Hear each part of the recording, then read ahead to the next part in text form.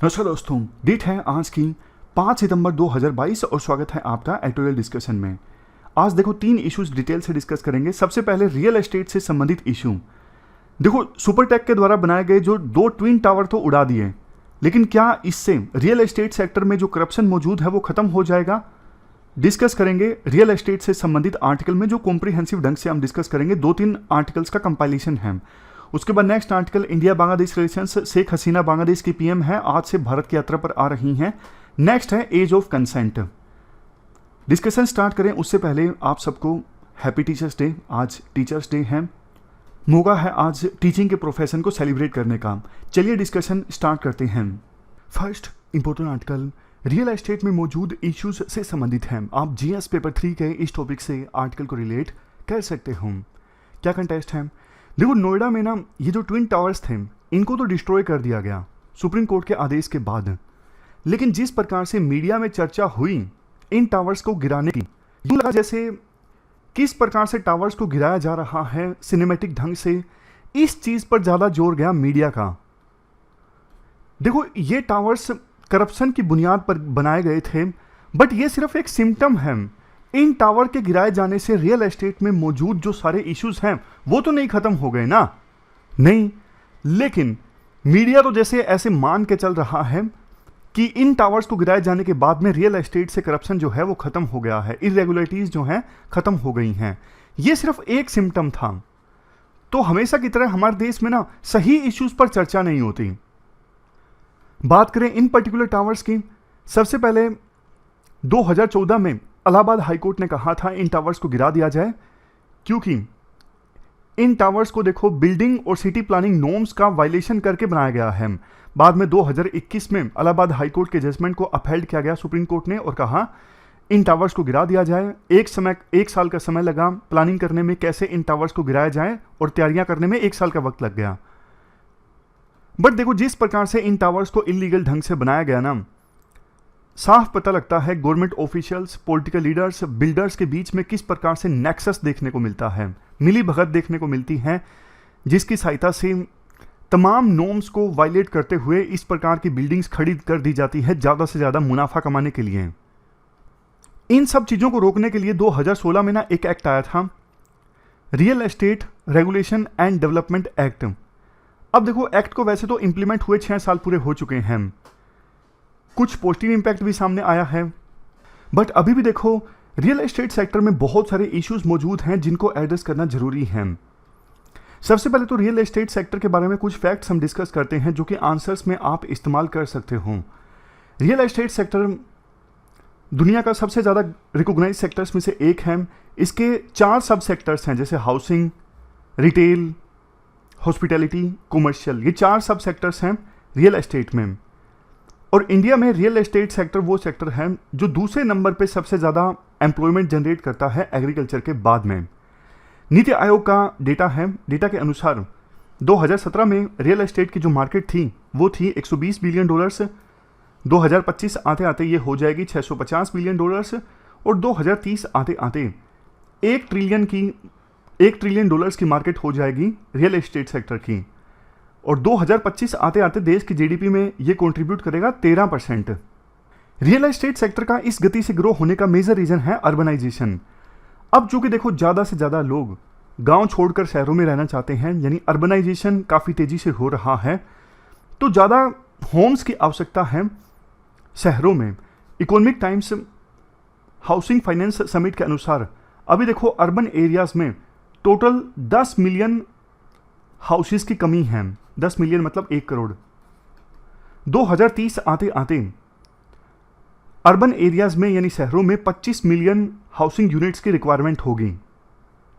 आप ये नीचे वाला ग्राफ देखिए, कितना तेजी से अर्बनाइजेशन हमारे देश में हो रहा है। 2015 में 429 मिलियन लोग शहरों में रहते थे, 2020 आते आते 483, 2025 में 542, 2030 में 607.3, और 2035 आते आते 675 मिलियन जो लोग हैं वो अर्बन एरियाज में रह रहे होंगे। इसके बाद देखो अगर रियल एस्टेट सेक्टर में मेजर इश्यूज की बात करें, सबसे पहला है affordability, inflation, volatility in financial market. देखो अर्बन एरियाज में जो घर है ना अफोर्डेबल नहीं है, बहुत महंगे हैं। आप दिल्ली मुंबई जैसे शहर देखिए, यहाँ पर घर खरीदना कितना ज़्यादा मुश्किल है। और अब देखो ग्लोबल कमोडिटीज़ के जो प्राइसेस इंक्रीज़ हुए हैं, इसकी वजह से कॉस्ट ऑफ कंस्ट्रक्शन बढ़ गई है। कंस्ट्रक्शन में जो रॉ मटेरियल इस्तेमाल होता है ना, उसकी कॉस्ट बढ़ने की वजह से घर बनाना भी आजकल बहुत महंगा हो गया है। लोन आसानी से अगर मिल जाता है प्रॉपर्टी के नाम पर, तो लोन भी महंगा मिलता है, आसान इंटरेस्ट रेट पर नहीं मिलता। इसके बाद देखो इन्फ्लेशन का भी यही नाता है। इन्फ्लेशन जब बढ़ जाती है ना, तो इंटरेस्ट रेट ज़्यादा हो जाती हैं, और ज़्यादा इंटरेस्ट रेट जब हो जाती हैं तो फिर लोन महंगा मिलता है, मतलब ज़्यादा इंटरेस्ट रेट पर मिलता है। होम बायर्स के लिए दिक्कत आ जाती है। नेक्स्ट है lack of efficient project management. बहुत बार देखो डेवलपर्स को भी काफ़ी दिक्कतें आती हैं, अलग अलग गवर्नमेंट डिपार्टमेंट से क्लियरेंस लेनी पड़ती है। सिविक अथॉरिटीज़ क्लियरेंस देने में बहुत वक्त ले लेती हैं, फंडिंग नहीं मिलती आसानी से डेवलपर्स को, और कई बार जो सोचा होता है डेवलपर्स ने बजट पार कर जाता है, यानी ज़्यादा पैसे लग जाते हैं। इन सब रीजंस की वजह से ना बहुत बार प्रोजेक्ट रुक भी जाता है बीच में ही। डेटा के अनुसार एनसीआर रीजन में अभी 2,40,000 घरों के जो कंस्ट्रक्शन है वो बीच में रुकी हुई हैं। Corruption, government officials, builders, local political leadership, इनके बीच में नेक्सस देखने को मिलता है। इस वजह से बहुत बार जो लैंड को यूज़ करने के नॉर्म्स हैं उनको वायलेट कर दिया जाता है। जैसे ये सुपर टेक के ट्विन टावर्स हैं, इनका वायलेशन किया गया नॉर्म्स का। शुरू में ये जगह थी, ये पब्लिक पार्क के लिए रखी गई थी, लेकिन बाद में लैंड यूज़ के नॉर्म्स को चेंज करवा लिया गया। 9 स्टोरी के टावर्स की इजाज़त ली गई, बाद में उस इजाज़त को बढ़वा के 40 फ्लोर तक कर दिया गया। और दिल्ली के मुंडका में आग लगी थी, आपको याद होगा, काफ़ी निर्दोष लोगों की जान चली गई थी। उस बिल्डिंग में ना फायर एनओसी ही नहीं ली गई थी। तो इस प्रकार से जो नॉर्म्स हैं उनका वायलेशन होता है। नेक्स्ट है लैक ऑफ ट्रांसपेरेंसी। वैसे तो देखो अनिवार्य कर दिया गया है रियल एस्टेट एजेंट्स और प्रोजेक्ट्स के लिए रजिस्टर होना, लेकिन बहुत बार ना उनकी वेरिफिकेशन नहीं होती। तो रियल एस्टेट में जो अथॉरिटीज़ का गठन किया गया है ना, रेरा एक्ट 2016 के अंतर्गत, वो अथॉरिटीज़ टाइमली एक्शन नहीं ले पाती। सरकार के द्वारा क्या स्टेप्स लिए गए हैं रियल एस्टेट सेक्टर में इंप्रूवमेंट लाने के लिए? देखो पहले ना शहरों में आपको पता है लैंड की तो बहुत कमी होती है, एक लेवल के बाद लैंड अवेलेबल है नहीं, तो घर तो महंगा मिलेगा ही ना। सरकार ने ना फ्लोर स्पेस इंडेक्स संबंधित रूल्स में बदलाव कर दिया। मतलब जैसे गुरुग्राम में पहले 4 स्टोरी की बिल्डिंग नहीं बनाई जा सकती थी हाउस होल्ड्स के द्वारा, लेकिन अब 4 फ्लोर्स की बिल्डिंग क्रिएट की जा सकती हैं। ये थोड़ा सा एग्जांपल आपको दे रहा हूं। मतलब फ्लोर स्पेस इंडेक्स क्या होता है? टोटल जितना प्लॉट एरिया है वो आप रखिए डिनोमिनेटर में, और ऊपर रखिए एरिया ऑफ कवर्ड फ्लोर्स। जैसे मान लीजिए ये है प्लॉट, अब इतने से एरिया में बिल्डिंग खड़ी की गई, 4 फ्लोर खड़े किए गए, एक फ्लोर, इसके ऊपर दूसरा फ्लोर, सेम एरिया, तीसरा फ्लोर, चौथा फ्लोर। ये मान लीजिए x है और टोटल प्लॉट का एरिया y था, तो फ्लोर्स का एरिया कितना हो गया? टोटल मान लीजिए 4 फ्लोर हैं तो 4x हो गया, डिवाइडेड बाय प्लॉट का एरिया कितना है? y है, 4x डिवाइडेड बाय y, यानी टोटल जितने फ्लोर कवर्ड हैं उनका area divided by total plot का एरिया y। ये है फ्लोर स्पेस इंडेक्स। अब इन रूल्स में बदलाव किया गया ताकि लोग लैंड होल्डिंग ना करें और ज़्यादा से ज़्यादा हाउसिंग यूनिट्स अवेलेबल हों शहरों में। 2016 में रेरा एक्ट आया, real estate regulation and development act 2016 RERA. इसने भी देखो प्रोजेक्ट के अप्रूवल से संबंधित जो इन्फॉर्मेशन अवेलेबल होती है उसको इंप्रूव किया। मतलब पहले ना इन्वेस्टर्स को कुछ पता ही नहीं होता था, एसिमेट्री काफ़ी ज़्यादा थी इन्फॉर्मेशन में, फंस जाते थे वो। लेकिन अब जो बिल्डर्स हैं उनके लिए कंपलसरी बना दिया गया है कि आप सारी जो प्रोजेक्ट रिलेटेड इन्फॉर्मेशन है इन्वेस्टर्स को प्रोवाइड करो, तो इससे इन्वेस्टर्स का जो कॉन्फिडेंस है ना वो बढ़ा है। कुछ और स्टेप्स सरकार ने लिए हैं, जैसे special window for the affordable and mid income housing fund, यानी स्वामी फंड। उसके बाद नेक्स्ट देखो अफोर्डेबल हाउसिंग फंड क्रिएट किया गया है। इनिशियली इसके लिए 10,000 करोड़ रुपए एलोकेट किए गए थे ताकि हाउसिंग फाइनेंस कंपनीज को फंड किया जा सके। इसके बाद नेक्स्ट है रियल एस्टेट डेट रीस्ट्रक्चरिंग। मतलब बहुत सी कंपनीज पे जो डेट था ना उसे रीस्ट्रक्चर कर दिया गया है ताकि वो आसानी से लौटा सके या फिर प्रोजेक्ट फेल ना हो। मोराटोरियम बेनिफिट्स ड्यूरिंग कोविड-19 पेंडेमिक। महामारी के दौरान छूट दी गई थी कि हाउस होल्ड्स को EMI नहीं देनी 6 महीने तक, क्योंकि सिचुएशन काफ़ी ख़राब थी, इनकम कम हो गई थी लोगों की। 2016 में, इसके बाद 2016 में जो एक्ट आया था ना, रेरा एक्ट, इसके बारे में डिस्कस किया जाता है। इसके क्या ऑब्जेक्टिव्स थे? 2016 के रेरा के ऑब्जेक्टिव्स ये थे: अकाउंटेबिलिटी इंश्योर करवाना डेवलपर्स की, बायर्स के प्रति ट्रांसपेरेंसी लेके आना ताकि फ्रॉड ना हो सके, प्रोफेशनलिज्म को इंट्रोड्यूस करना रियल एस्टेट सेक्टर में, सिमेट्री ऑफ इंफॉर्मेशन इंश्योर करना बिल्डर और बायर के बीच में, रेगुलेटरी ओवरसाइट मैकेनिज्म ताकि कॉन्ट्रैक्ट जो हुआ है बिल्डर और बायर के बीच में उसे उस कॉन्ट्रैक्ट को इन्फोर्स करवाया जा सके, fast track dispute resolution mechanism establish करना। ये ऑब्जेक्टिव्स थे रेरा के। अब कुछ स्पेसिफिक फीचर्स की बात कर लेते हैं रेरा के। रेगुलेटरी अथॉरिटीज एक्ट में देखो ये बोला गया है, स्टेट गवर्नमेंट्स जो है रेगुलेटरी अथॉरिटीज इस्टेब्लिश करेंगी जिनका काम होगा रियल एस्टेट प्रोजेक्ट्स का डेटाबेस मेंटेन करना, रजिस्टर करना हर एक रियल एस्टेट प्रोजेक्ट को, मतलब हर एक को नहीं, कुछ एलिजिबिलिटी क्राइटेरिया है, जैसे वो प्रोजेक्ट जिसमें plot size minimum 500 square feet है या फिर 8 अपार्टमेंट्स हैं, ऐसे प्रोजेक्ट्स को रेगुलेटरी अथॉरिटीज के पास में रजिस्टर करवाना जरूरी है और रियल एस्टेट एजेंट्स को भी अथॉरिटी के पास में रजिस्टर करवाना जरूरी है। नेक्स्ट है ग्रीवेंस रेडरेसल।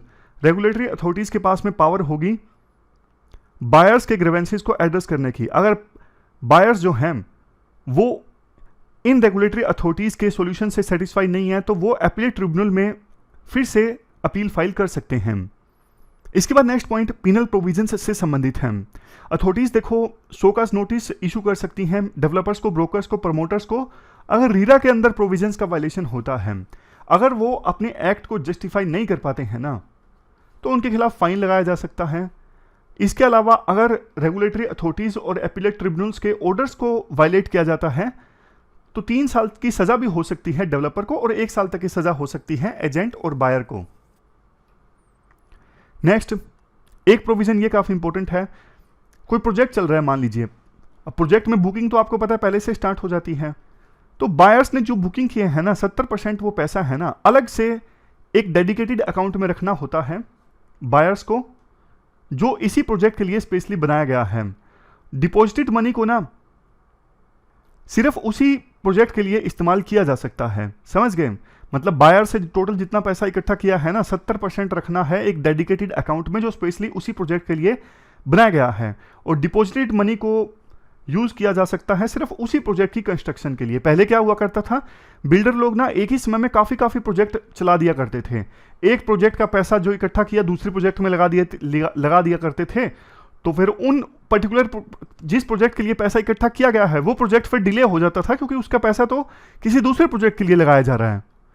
आगे तो सिंपल पॉइंट्स हैं। ट्रांसपेरेंसी, जब प्रोजेक्ट का रजिस्ट्रेशन करवाना होगा ना डेवलपर को सारी स्पेसिफिक डिटेल्स बतानी होगी प्रोजेक्ट से संबंधित, जैसे सैंक्शन प्लान क्या है और टाइम पीरियड कब खत्म होगा। डेवलपर्स ना फिर सैंक्शन प्लान में बदलाव नहीं कर सकते, अगर सैंक्शन प्लान में बदलाव करना है ना 2/3 होम बायर्स की अनुमति लेनी होगी रिटर्न में, तब जाके सैंक्शन प्लान में बदलाव किया जा सकता है।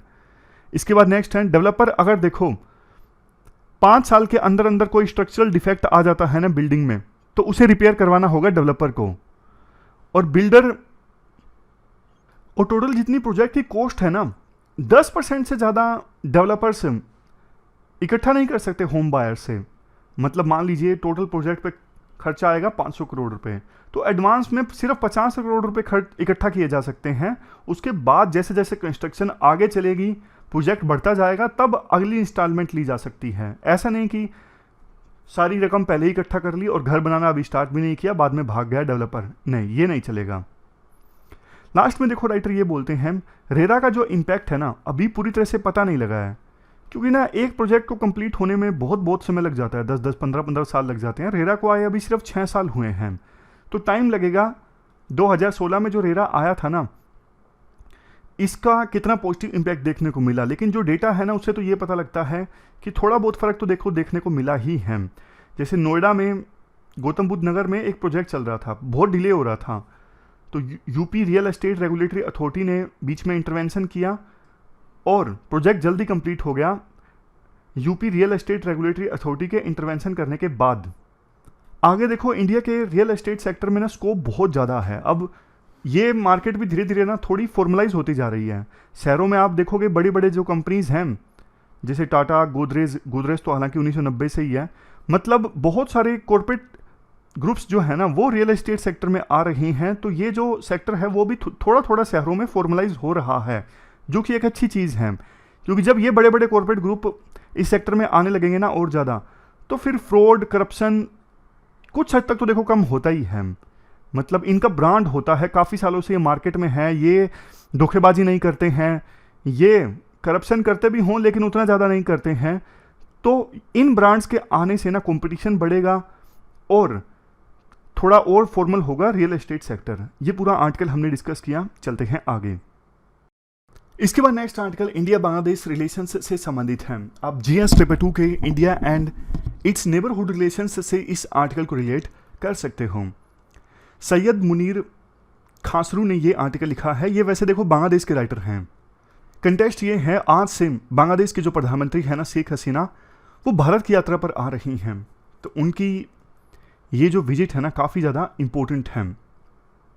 उनकी विजिट से पहले बांग्लादेश में जन्माष्टमी के मौके पर जो बांग्लादेश में माइनॉरिटीज़ है ना यानी हिंदू हैं, उनकी एक मीटिंग को संबोधित करते हुए बांग्लादेश के फॉरेन मिनिस्टर ने कहा था, इंडियन गवर्नमेंट को ये इंश्योर करना चाहिए कि शेख हसीना जो प्रधानमंत्री है ना बांग्लादेश की, वो सत्ता में रहें, क्योंकि ये इंडिया के लिए फ़ायदेमंद है। हालांकि इस बात से जो बांग्लादेश की रूलिंग पार्टी है ना अवामी लीग, उन्होंने अपने आप को अलग कर लिया और इंडियन गवर्नमेंट ने भी इस पर साइलेंस साध लिया। ये चीज़ देखो राइटर इसलिए बता रहे हैं क्योंकि ना अभी बहुत से लोगों को ना बांग्लादेश में ये लगता है इंडिया के ना बांग्लादेश के साथ आज के समय में जो रिश्ते हैं ना ऑल टाइम गुड पे चल रहे हैं। मतलब बहुत अच्छे रिश्ते हैं आज के समय में बांग्लादेश से इंडिया के। लेकिन इंडिया के ना ज़्यादा अच्छे रिश्ते बांग्लादेश के बजाय एक पॉलिटिकल आइडियोलॉजी से हैं, एक पॉलिटिकल पार्टी से हैं। वो पॉलिटिकल पार्टी है अवामी लीग, जो अभी सत्ता में है। शेख हसीना जो अभी बांग्लादेश की प्रधानमंत्री हैं, ये तो खुद देखो इंडिया में रही हैं काफ़ी साल तक। देखो बांग्लादेश का निर्माण हुआ था 1971 में, जिसमें इंडिया ने मेजर रोल प्ले किया था। लेकिन बाद में जो बांग्लादेश के फाउंडिंग फादर थे ना शेख मुजीबुर रहमान, उनका और उनकी फैमिली का ना असैसिनेशन हो गया जब वो प्रधानमंत्री थे। उन्हीं की बेटी है शेख हसीना, यानी शेख हसीना के फादर मदर, 3 भाइयों का असैसिनेशन हो गया। उस समय ये खुद जर्मनी में थी, लेकिन बाद में भारत आई। इंदिरा गांधी ने, जो हमारी प्रधानमंत्री थी उस समय, उन्होंने इनको असाइलम दिया था इंडिया में। तो उसी समय इनकी पार्टी के लोग इनसे मिलने आते थे बार बार कि आप पॉलिटिक्स ज्वाइन कर लीजिए। उस समय ये दिल्ली में थी, तो इनका ना काफ़ी गहरा नाता है इंडिया से। और इन्हीं के कार्यकाल में इंडिया और बांग्लादेश के साथ जो रिलेशंस है ना बहुत ज़्यादा मजबूत हुए हैं। इससे पहले एक और दूसरी पार्टी बांग्लादेश नेशनल पार्टी, देखो थोड़ा सा और आपको डिटेल में बताऊं, इनकी जो पार्टी है ना अवामी लीग, ये थोड़ी सेकुलरिज्म पे चलने वाली पार्टी है। और इनके विपक्ष की जो पार्टी है ना जिसकी हालत आज के समय में काफ़ी खस्ता है, बीएनपी बांग्लादेश नेशनल पार्टी, वो ना थोड़ी इस्लामिक आइडियोलॉजी पर ज़्यादा चलने वाली पार्टी है। वो थोड़ी प्रो पाकिस्तान थी। तो उनके कार्यकाल में ना जब वो सत्ता में थी 2006 के आसपास, उस समय ना 10 ट्रक मिले थे हथियारों से भरे हुए। और बाद में ये पता लगा था वो जो ट्रक थे ना, वो ट्रक आने थे किसके पास में, जो उल्फा है ना असम का इंसर्जेंट ग्रुप है, उस ग्रुप के पास में आने थे वो सारे ट्रक्स। तो भारत सरकार ये सुन के काफ़ी नाराज़ हो गई थी। उस समय बांग्लादेश नेशनल पार्टी की लीडर प्रधानमंत्री थी बांग्लादेश की, जिनका नाम है खालिदा जिया। तो रिश्ते बहुत ख़राब हो गए थे इंडिया और बांग्लादेश के बीच में। उनके कार्यकाल में तो बांग्लादेश में बहुत सारे इंसर्जेंट ग्रुप्स एक्टिव थे। बांग्लादेश की धरती का इस्तेमाल किया जा रहा था इंडिया के इंटरेस्ट के अगेंस्ट, क्योंकि वो पार्टी प्रो पाकिस्तान थी। लेकिन बाद में सत्ता में आई शेख हसीना, 2009 में आई थी शायद। उसके बाद तो अभी काफ़ी सारे साल हो गए यही सत्ता में है, और इनके कार्यकाल में इंडिया बांग्लादेश के रिलेशन बहुत अच्छे हुए हैं। अभी हाल ही में यानी जून में India Bangladesh joint consultative commission की मीटिंग हुई थी, जिसमें दोनों देशों ने अपनी पार्टनरशिप को काफ़ी सारे और एरियाज में एक्सपेंड कर लिया, जैसे artificial intelligence, fintech, cyber security, startups और कनेक्टिविटी। तो अगर देखो हम बात करें ना बांग्लादेश के प्रधानमंत्री की भारत यात्रा के दौरान किन किन इश्यूज़ पे फोकस होगा, ट्रेड सबसे इंपॉर्टेंट है जिस पर फोकस होगा दोनों देशों का। दोनों देश मिलके सेपा साइन कर सकते हैं। सेपा यानी कॉम्प्रिहेंसिव इकोनॉमिक पार्टनरशिप एग्रीमेंट। ये देखो इसलिए भी ज़रूरी है क्योंकि ना अभी तक बांग्लादेश को ना ड्यूटी फ्री और quota free market access facility मिली हुई थी इंडिया से, मतलब कोई कोटा नहीं था, वो इंडिया की मार्केट को एक्सेस कर पा रहे थे, ड्यूटी नहीं लगती थी। बट 2026 के बाद बांग्लादेश ना डेवलपिंग कंट्री बन जाएगा, डेवलपिंग कंट्री स्टेटस हासिल हो जाएगा, तो ये स्टेटस बांग्लादेश से छिन जाएगा। तो फिर सेपा जो एग्रीमेंट है ना, कॉम्प्रिहेंसिव इकोनॉमिक पार्टनरशिप एग्रीमेंट, ये दोनों देशों को इनेबल करेगा ट्रेड को और ज़्यादा मजबूत बनाने के लिए। इस एग्रीमेंट की सहायता से ट्रेड और ज़्यादा होगा। 2020-21 में दोनों देशों के बीच में ट्रेड हुआ $10.8 बिलियन का। 2009 में ट्रेड था सिर्फ $2.4 बिलियन का। बांग्लादेश देखो बहुत ज़्यादा critical industrial raw material India से इंपोर्ट करता है, और उस रॉ मटेरियल की सहायता से बांग्लादेश फिर फर्दर एक्सपोर्ट करता है दूसरे देशों को। वर्ल्ड बैंक के अनुसार अगर ये फ्री ट्रेड एग्रीमेंट साइन होता है इंडिया और बांग्लादेश के बीच में, तो बांग्लादेश का जो एक्सपोर्ट है वो 182% यानी 182% इंक्रीज हो सकता है। ये डेटा है, देखो कुछ बताने का नहीं है, लेकिन आंसर्स में यूज़ करने का है। अगर और ज़्यादा ट्रेड अच्छे से फैसिलिटेट कर दिया जाता है, ट्रांजैक्शन कॉस्ट कम कर दी जाती है, तो बांग्लादेश का export free trade agreement India के साथ साइन होने के बाद 300% तक बढ़ सकता है। तो मतलब इंपॉर्टेंस दोनों देशों के लिए है। इंडिया और बांग्लादेश दोनों मिलके इस विजिट के दौरान एक जॉइंट वेंचर पावर प्लांट का इनाग्रेशन कर सकते हैं। बांग्लादेश ने देखो बहुत सारे स्टेप्स लिए हैं ईस्टर्न रीजन में कनेक्टिविटी को इन्हेंस करने के लिए। आज इंडिया और बांग्लादेश के बीच काफ़ी सारी बसेस चलती हैं, ट्रेन्स हैं काफ़ी सारी, और जो एक प्रोजेक्ट है ना इंडिया म्यांमार थाईलैंड का ट्राइलेटरल हाईवे, बांग्लादेश ने इच्छा जाहिर की है कि हम भी इस प्रोजेक्ट में शामिल होना चाहते हैं।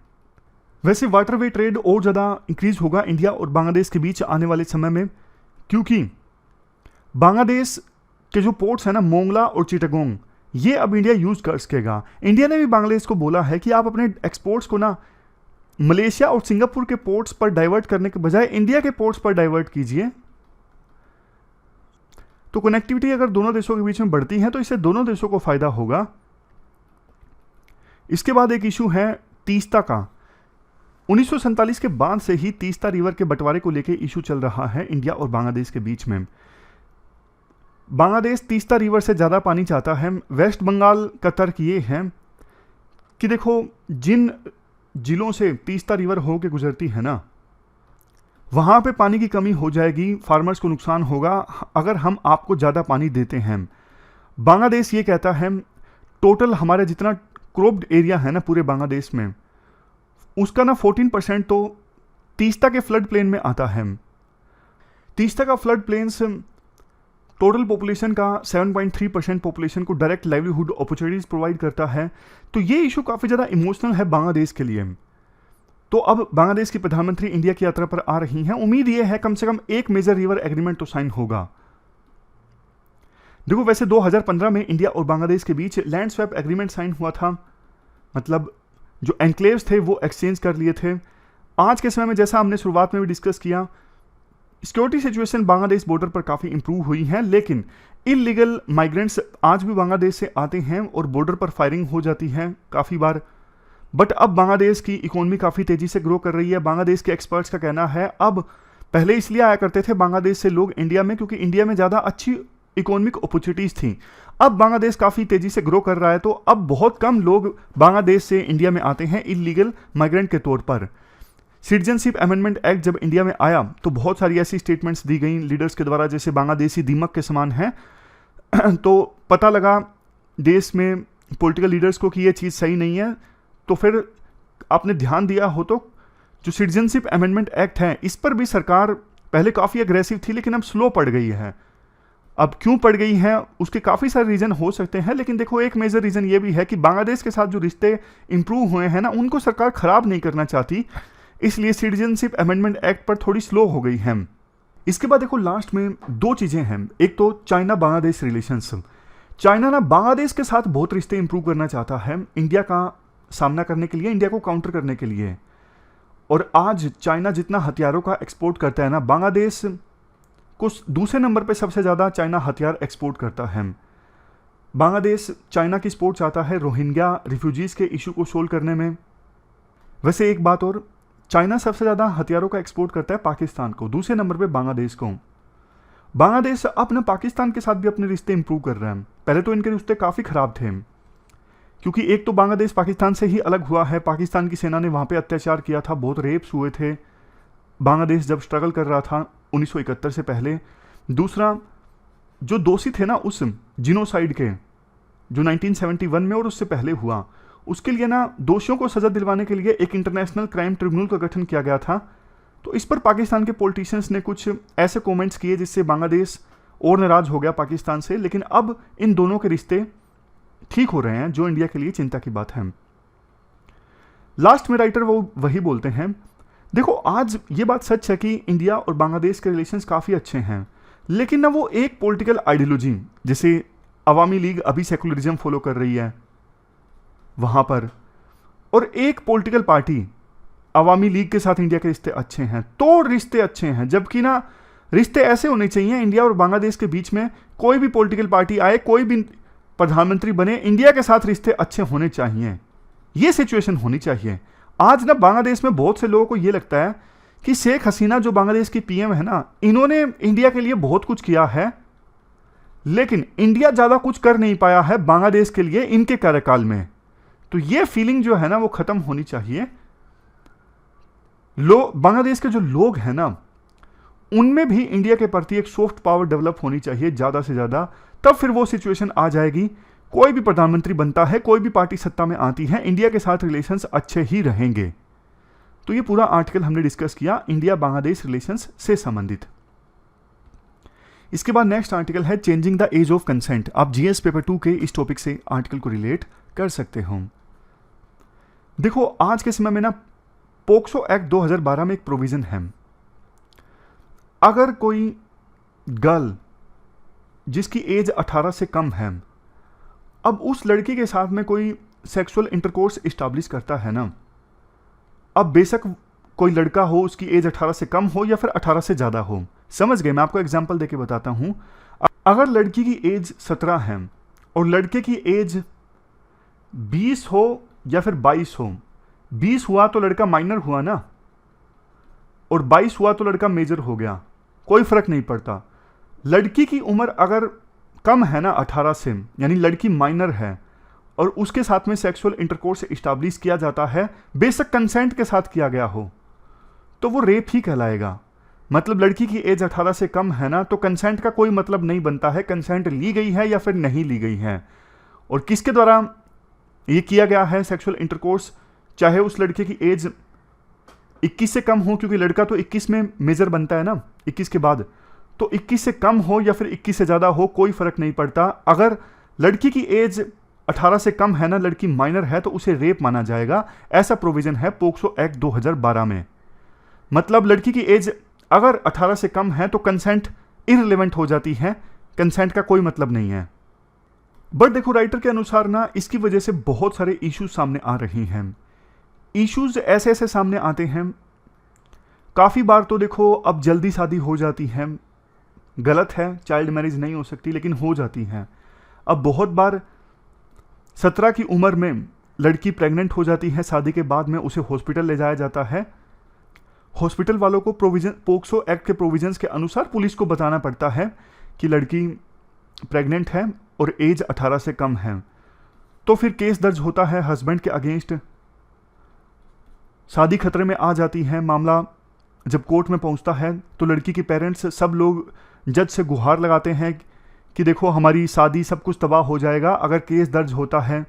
तो फिर जज भी बेचारे क्या करें, उनको लगता है कि सब कुछ सही चल रहा है, इनकी हैप्पी जो मैरिज है वो डिस्टर्ब हो जाएगी अगर इन पे पोक्सो एक्ट के प्रोविजंस लागू होते हैं। तो जज डायलेमा में आ जाते हैं बहुत बड़े, कानून की माने या फिर अपनी डिस्क्रिशनरी पावर का इस्तेमाल करते हुए छोड़ दें, मतलब केस ना दर्ज करवाएं और जैसा चल रहा है चलने दें। इसके बाद राइटर बोलते हैं चलो देखो शादी नहीं भी हुई, लेकिन अगर लड़की की एज 18 से थोड़ी सी कम है और लड़का वो भी माइनर है, दोनों के बीच में कंसेंट के साथ में सेक्सुअल इंटरकोर्स हुआ, तो फिर अब ये मामला जब आता है ना पुलिस के सामने, कई बार तो देखो लड़की के पेरेंट्स लेके आते हैं कि हमारी लड़की मिसिंग है, तब पुलिस के सामने मामला आता है। बट ज़्यादातर मामलों में जब लड़की को प्रेजेंट किया जाता है ना कोर्ट के सामने, तो लड़की कह देती है जो भी हुआ कंसेंट से हुआ, इसमें लड़के की गलती नहीं है। ज़्यादातर मामलों में ऐसा होता है। तब भी फिर जज डायलेमा में आ जाते हैं, बेशक शादी नहीं हुई, जो कुछ हुआ कंसेंट के साथ हुआ, तो फिर क्या इसके लिए लड़के को सजा देनी जरूरी है? वैसे देखो, जब ऐसा कोई मामला होता है ना, तो जो ये स्टेक होल्डर्स है ना, वो हाईकोर्ट के पास जा सकते हैं इस केस को क्वेश करने के लिए, क्रिमिनल प्रोसीजर कोड के सेक्शन 482 के अंतर्गत। इसके बाद काफ़ी सारे एग्जाम्पल्स दिए जाते हैं। जैसे देखो, विजय लक्ष्मी वर्सेस स्टेट रिप्रेजेंटेटिव 2021 के केस में मद्रास हाईकोर्ट ने ऑब्जर्व किया था कि एक एडोलसेंट बॉय को पनिश करना जो माइनर गर्ल के साथ में रिलेशनशिप में आता है, एज ए ऑफेंडर लड़के को ट्रीट करना, ये कभी भी पोक्सो एक्ट का ऑब्जेक्टिव नहीं था।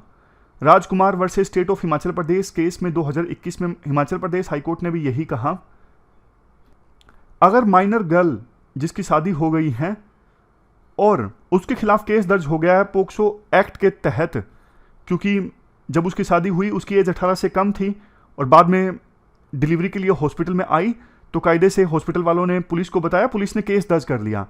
तो लड़की के जो फादर थे ना, वो पहुंचे हाईकोर्ट में कि इस मामले को खत्म कर दिया जाए, हम नहीं चाहते कि केस दर्ज हो लड़की के पति के अगेंस्ट। तो हिमाचल प्रदेश हाईकोर्ट ने मान लिया पिटीशन को कि हाँ, केस मत दर्ज करो अगर लड़की के फादर कह रहे हैं तो।